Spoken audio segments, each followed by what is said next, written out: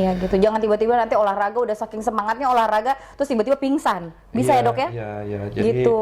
sebetulnya sih tulangnya supaya menghindari kasus osteoporosis khusus untuk tulang-tulang yang sifatnya tidak dengan meningkatnya usia ternyata otot kita relatif menjadi kaku. I see. Dan kalau udah kaku Stretching. Stretching. Oh benar.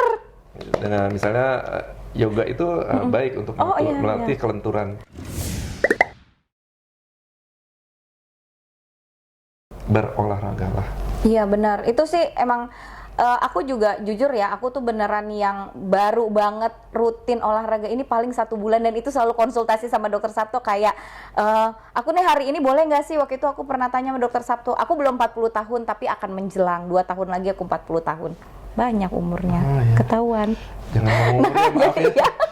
Nah jadi aku umur kan cuman angka. Jadi waktu itu aku tuh tanya kayak waktu awal-awal boleh nggak kayak 2 kali sehari ya dok ya. Jadi pagi biasanya aku 30 menit terus malam juga 30 menit. Jadi waktu itu dokter Sabto saranin sebaiknya digabungin aja dan bagusnya pagi hari 45 menit sampai 60 menit ya dok ya, untuk jalan gitu. Kalau bagi 2 tuh biasanya banyak aja halangannya. Misalnya kita disarankan biasanya rutinnya tuh 1 jam. Misalnya jalan kita 1 jam, ya termasuk dengan pemanasan dan pendinginannya. Kalau dibagi 2, ada aja halangannya untuk melakukan yang kedua. Ya benar sih. Akhirnya nanti nggak tercapai. Jadi mendingan dituntaskan saja olahraganya semampunya. Habis itu kita boleh memikirkan yang lain gitu. Dan aku selalu ingat omongan dokter Sabto. Jadi kalau kita mau olahraga itu memang kita harus siapin waktu ya dok. Jadi jangan disempetin karena kalau disempetin nggak bakal sempet-sempet memang. Itu benar sih dok terjadi. Ya, jangan sampai olahraga pada waktu yang tersisa. Nggak akan pernah dapat. Ya. Oke.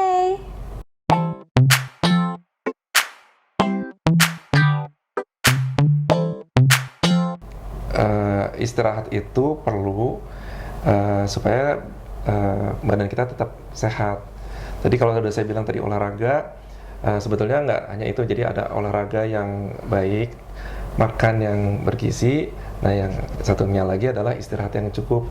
Sehingga ketiga fondasi ini mengerucut untuk mendapatkan hidup kita yang sehat dan bugar.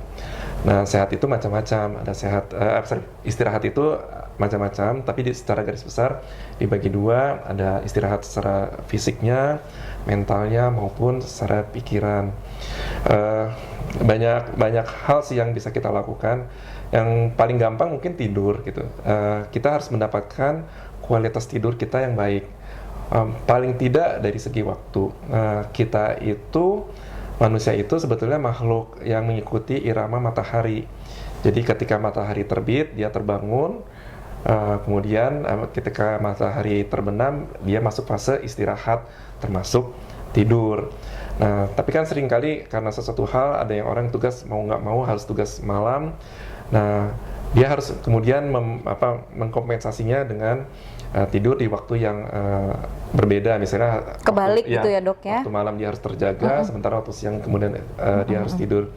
Tapi apapun itu kita harus ada fase tidurnya, karena semua organ tubuh kita butuh istirahat gitu. Kalau misalnya jantung, kalau kita banyak bekerja, dia nggak akan terus bekerja dalam frekuensi yang cepat. Otot-otot pun demikian. Perut juga, kalau orang yang sering makan terus nggak pernah istirahat, akhirnya timbul masalah. Perut pun butuh istirahat.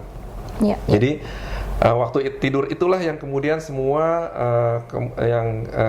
mengistirahatkan organ-organ tubuh kita, termasuk pikiran kita. Nah, bagaimana supaya kita bisa mendapatkan kualitas tidur yang baik gitu? Tidurlah di waktu malam. Kita boleh mematikan lampu supaya hormon melatonin kita diproduksi dan membuat rileks dan bisa tidur gitu. Terus lebih bagus lampu mati berarti. Atau redup ya. Terus kalau memang belum terbiasa untuk tidur dalam waktu 6 sampai 8 jam, nggak apa-apa. Yang penting tidur dulu, berbaring dulu di tempat tidur sampai kemudian akhirnya bisa tertidur. Pikiran kita nggak boleh kemana-mana, fokuskan untuk tidur kita.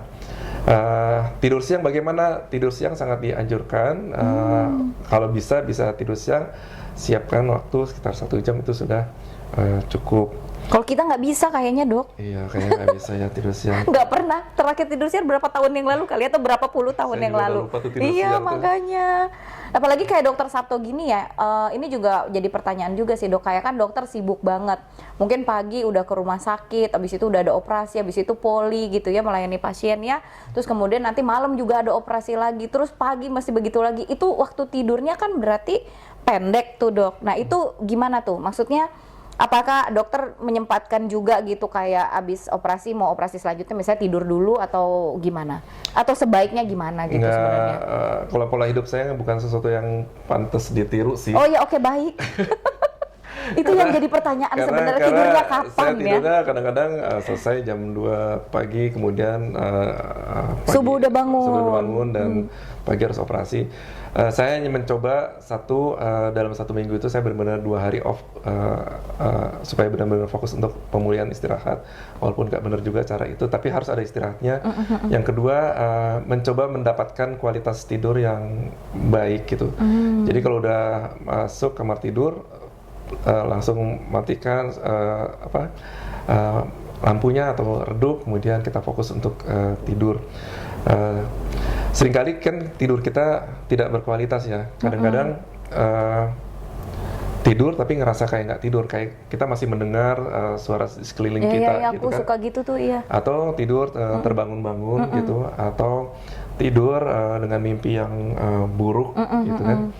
Jadi itu yang kita coba hindari. Salah satunya adalah kalau misalnya kita aktivitas olahraga ataupun fisik, itu sebaiknya 2 jam sebelum tidur udah harus berhenti. Stop sama sekali. Stop sama sekali. Termasuk makan. Iya. Oke. Supaya kita bisa fokus untuk tidur kita. Oke. Terus bukannya so agamais, tapi menurut saya sholat itu sangat baik untuk fase istirahat kita sih.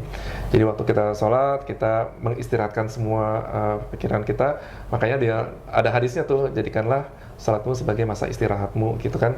Jadi aku sangat menikmati sholatku supaya bisa benar-benar istirahat, baik pikiran, kemudian fisik kita, supaya kita bisa siap untuk melakukan pekerjaan-pekerjaan berikutnya gitu. Ya, jadi itu sesuai tadi sama pertanyaannya ya, Dok ya. Kalau misalnya istirahat itu bukan cuma fisik, tapi juga gimana yang istirahat untuk pikiran, untuk mental juga ya. Mungkin kalau misalkan itu kan tadi yang kita ngomongnya yang ke agama ya, Dok. Mungkin aku sih, kalau aku pribadi biasanya aku bisa tambahin itu, Dok, kayak aromaterapi gitu. Nah, itu lumayan ngaruh ya gitu, dan memang kan juga ada beberapa artikel-artikel tentang itu gitu ya, lumayan berpengaruh, kayak yang lavender, yang kayak gitu, itu memang bikin kita juga lebih rileks gitu. Dan kemudian, Dok, mungkin kalau yang untuk mental, mungkin kita perlu staycation, healing, jalan-jalan once in a while gitu ya, Dok ya. Jadi bebas tugas dari kegiatan rutinitas sehari-hari. Ya, atau mencari, ya betul, liburan itu penting. Iya. Saya jadi kepikiran kalau sholat pakai aromaterapi kayaknya tambah asik lagi. Itu enak banget kalau sholat tahajud, Dok, benar. Gitu, itu enak banget gitu. Jadi kalau itu tadi untuk yang kesehatan secara umum, untuk istirahat. Tapi kalau untuk kulit, itu yang paling kelihatan memang sih biasanya kalau kurang istirahat, Dok, mata kita tuh jadi lebih hitam gitu, yang dibilang kayak mata panda itu karena memang dia kan jadi dia vasodilatasi itu pembuluh darahnya tuh melebar di bawah kulit. Nah, belum lagi kalau warna kulitnya juga yang nggak terang, nah itu akan lebih kelihatan. Kemudian juga biasanya kulit kita itu, Dok, akan jauh lebih kusam gitu, karena sebenarnya pada saat kita resting, badan kita resting, itu kulit justru dia akan beregenerasi kalau malam-malam. Nah, jadi makanya kenapa krim malam itu penting. Karena pada saat kita istirahat, kulitnya itu kerja bareng sama krim malam untuk memperbaiki si sel-sel kulitnya ini gitu. Nah, jadi memang istirahat itu perlu banget untuk kesehatan, baik secara general ataupun juga untuk kesehatan kulit. Dan kalau misalkan acne prone skin tuh, Dok, yang mukanya berjerawat atau misalkan yang cenderung berjerawat, itu once istirahatnya kurang, itu akan muncul deh jerawatnya. Makanya selalu ditanya begadang atau enggak kalau misalkan jerawatan. Kalau emang begadang biasanya tentu bakalan lebih jerawatan. Begitu. Jadi kalau istirahatnya cukup, kulitnya juga akan jauh lebih glowing. Oke. Oke, sekian itu kita berusaha menjawab pertanyaan-pertanyaan yang dikasih ya, Dok. Nah, jadi dari Dokter Sabto tuh sangat bermanfaat banget gitu. Aku juga banyak juga ilmu-ilmu baru yang diberikan oleh Dokter Sabto. Semoga juga bermanfaat buat kalian yang nonton YouTube channel kita, kolaborasi kita, sehingga nanti kalian akan penasaran nungguin video-video selanjutnya dari kita. Ya, Dok ya? Jadi umur hukum alamnya nggak bisa kita hindari. Ya, program genetik ya, Dok ya. Mau nggak mau kita akan menjadi tua, jangan tua ya, senior ya. Senior. Lebih senior lagi.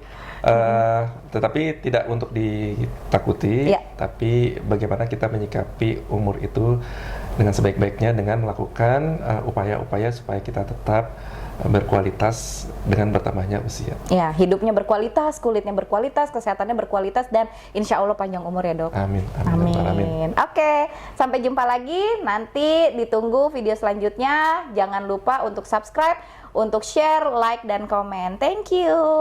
Assalamualaikum. Waalaikumsalam warahmatullahi wabarakatuh.